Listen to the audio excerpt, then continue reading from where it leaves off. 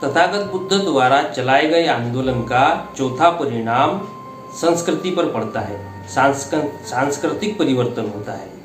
तो एक्चुअल में होता यह है कि ब्राह्मणों ने समाज में प्रचार करके रखा था कि जो यज्ञ किए जाते हैं वो यज्ञ करना यह एक संस्कृति है और महान संस्कृति है।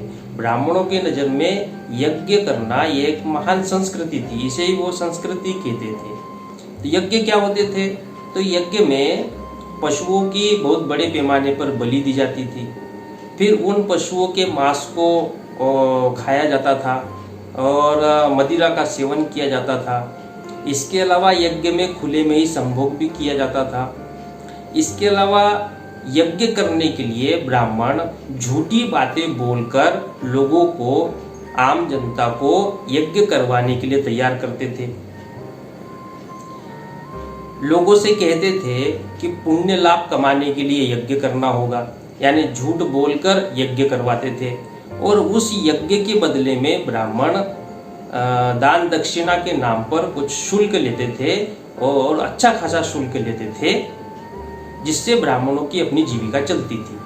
तो इस यज्ञ करने की जो प्रक्रिया है, इसको ब्राह्मणों ने संस्कृति नाम दिया था, जिसमें मांस मदिरा का सेवन होता था, खुले में संभोग होता था और झूठ बोला जाता था।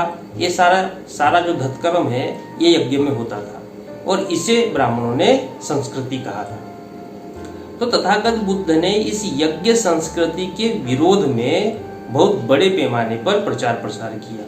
इस यज्ञ संस्कृति के खिलाफ में अपने प्रवचन दिए, यानी यज्ञ संस्कृति पर प्रहार किया और बहुत ही बेरहमी से प्रहार किया, क्योंकि ये संस्कृति कोई बहुजन हिताय बहुजन सुखाय के लिए नहीं थी, बल्कि ये ब्राह्मण हिताय ब्राह्मण सुखाय पर आधारित ये यज्ञ संस्कृति थी। तो जब तथागत बुद्ध ने इसका प्रचार प्रसार बड़े पैमाने पर किया तो लोगों ने यज्ञ करने से मना कर दिया।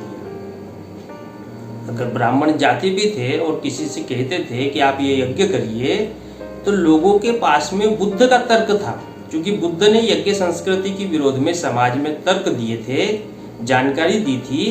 तो जब ब्राह्मण जाते थे लोगों के पास कि आपको पुण्य कमाना है तो ये यज्ञ करिए, तो लोग उस यज्ञ के विरोध में हो जाते थे और लोगों ने ब्राह्मणों को यज्ञ करने से मना कर दिया। इस तरह लोग जब यज्ञ करते थे तो यज्ञ संस्कृति जीवित थी। लोगों ने जब यज्ञ करने से मना कर दिया तो यज्ञ की संस्कृति या ब्राह्मण संस्कृति भी विलोप होने के कगार पे पहुंच गई। अब इस यज्ञ की संस्कृति के कारण ही ब्राह्मणों को शुल्क मिलता था, दान दक्षिणा मिलती थी, जिसके कारण ब्राह्मणों की अपनी जीविका चलती थी। लोगों द्वारा यज्ञ करने से मना करने पर ब्राह्मणों की वो जीविका पर भी प्रहार हुआ। तो तथागत बुद्ध ने जो आंदोलन चलाया उसका परिणाम ये हुआ कि ब्राह्मण जिसे संस्कृति कहते थे उस संस्कृति का विलोप होना शुरू हुआ और उसके जगह पे तथागत बुद्ध ने बहुजन हिताय बहुजन सुखाय को सपोर्ट करने वाले संस्कारों का निर्माण किया। और तथागत बुद्ध ने कहा कि यह यज्ञ जैसे धार्मिक कर्मकांड करने के बजाय हमें अत्तदीपो भव के रास्ते पर चलना होगा, हमें स्वयं प्रकाशमान होना होगा। उन्होंने अष्टांगिक मार्ग बताए कि हमें अपने ईमानदारी, लगन और परिश्रम से अपने इस जीवन को सुखमय बनाना होगा। धार्मिक कर्मकांडों से कोई पुण्य लाभ नहीं मिलता है, बल्कि ईमानदारी, लगन और मेहनत करने से पुण्य लाभ मिलता है। कर्म के सिद्धांत को तथागत बुद्ध ने मान्यता दी, ना कि कर्मकांड के सिद्धांत को मान्यता दी। तो तथागत बुद्ध ने कहा जितने अच्छे कर्म करेंगे, जिस दिशा में कर्म करेंगे उस दिशा में हमें सफलता प्राप्त होगी।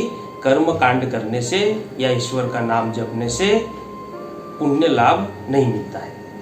इस तरह ब्राह्मणों ने जिन जिन सिद्धांतों को संस्कार कहा था उन सभी संस्कारों का तथागत बुद्ध ने विरोध किया और उसके जगह पर प्रत्येक व्यक्ति का विकास कैसा होना चाहिए और मानव का मानव के साथ व्यवहार कैसा होना चाहिए, इन सारे नियमों को तथागत बुद्ध ने संस्कार कहा और इसे ही बुद्धिस्ट संस्कृति कहते हैं। मानव का मानव से व्यवहार कैसा होना चाहिए, मानवता का व्यवहार करना, प्रज्ञाशील करुणा का व्यवहार करना, प्रत्येक जीव के प्रति मैत्री की भावना रखना, इसे संस्कृति कहा गया। प्रत्येक मनुष्य को समान मानना, ऊंच नीच की भावना समाप्त कर देना, मन में किसी प्रकार का लोभ मोह माया इसको समाप्त करना, तो इसे तथागत बुद्ध ने संस्कृति कहा और इसे ही बुद्धिस्ट संस्कृति कहते हैं। लोगों ने ब्राह्मण संस्कृति को छोड़कर बुद्धिस्ट संस्कृति को अपनाया और उस बुद्धिस्ट संस्कृति के आधार पर लोगों ने तर्क और बुद्धि का सहारा लेकर ज्ञान विज्ञान के क्षेत्र में तरक्की की, मेहनत की, लगन की और ईमानदारी से अपने कर्म को करते रहे। तो इस तरह तथागत बुद्ध द्वारा जो आंदोलन चलाया गया, तो उससे ब्राह्मण संस्कृति विलोपन के कगार पे पहुंच गई और उसकी जगह पर बुद्धिस्ट संस्कृति ने अपनी जगह बनाई। तो इस तरह साथियों, तथागत बुद्ध ने जो आंदोलन चलाया था उसका उस समय में तत्कालीन समाज में राजनीतिक व्यवस्था पर, धार्मिक व्यवस्था पर, सांस्कृतिक व्यवस्था पर, सामाजिक व्यवस्था पर, लोगों के मन मस्तिष्क पर इसका बहुत गहरा प्रभाव पड़ा।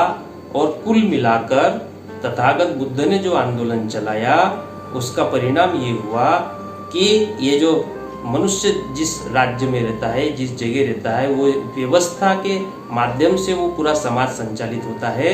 उस प्रत्येक व्यवस्था पर जो ब्राह्मणों का कब्जा था, उस ब्राह्मणों के कब्जे को हटाकर तथागत बुद्ध ने बहुजन हिताय बहुजन सुखाय पर आधारित सिद्धांतों का कब्जा करवाया। ये व्यवस्था परिवर्तन का आंदोलन तथागत बुद्ध ने चलाया था। और व्यवस्था के जो पिल्लर थे, सामाजिक, राजनीतिक, धार्मिक और सांस्कृतिक, इस व्यवस्था पर जो ब्राह्मणों ने कब्जा किया था, तथागत बुद्ध ने इस व्यवस्था को ब्राह्मणों के कब्जे से मुक्त करवाया। यह तथागत बुद्ध के आंदोलन का परिणाम आया था। तो आज के एपिसोड में इतना ही। अगले एपिसोड में हम ये जानने का प्रयास करेंगे कि तथागत बुद्ध ने जो आंदोलन चलाया उसका कालांतर में क्या प्रभाव पड़ा, क्या परिणाम आया, इसको हम अगले एपिसोड में जानने का प्रयास करेंगे। तब तक के लिए नमो बुद्धाय, जय भीम, जय मूल निवासी। यदि आपने चैनल को सब्सक्राइब नहीं किया है तो नीचे लाल बटन पर क्लिक करके चैनल को सब्सक्राइब कर दीजिए।